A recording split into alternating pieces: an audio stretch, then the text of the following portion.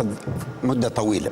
استاذ غويا سامحني، قلت انجزنا من نحن؟ الشعب التونسي. الشعب التونسي. الشعب التونسي كتونس، نتكلم كشعب تونسي بكل فئاته، العائله السياسيه، الاحزاب، المنظمات، المجتمع المدني، كل الفئات اللي يمثلها السي رضوان.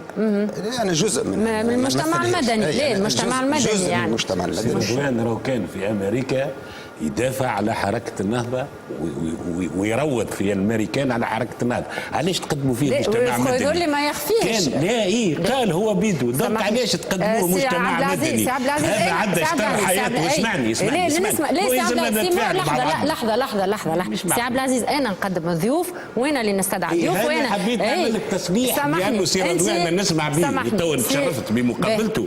نسمع به كعنصر اساسي لوبي في امريكا لفايت حركه النهضه. سي عبد العزيز، احنا كي نقولوا احنا انت نقدمك كسياسي عضو في نادي تونس وهذا هو يعني سي رضوان يعني يمثل المجتمع المدني بما انه مدير مركز الاسلام والديمقراطيه. من بعد نرجعوا نحكيوا كيفاش وعلاقته مع النهضه. يظهر لي ما تخفيهاش انت سي رضوان. نجاوب عليها. اولا قال راني مع حركه النهضه. لا ما قلتش، مش صحيح. مره في التلفزه قلت مع حركه النهضه. تو نرجعوا للبلاتو نتاعنا. لولا تعنت السيد رئيس الجمهوريه كنت باش تسمى بالله انا عندي موضوع اسمه تقييم الوضع من العامين الترك. من بعد نرجع نحكي. تفضل سي رضوان. ما نقطعوش بعضنا لانه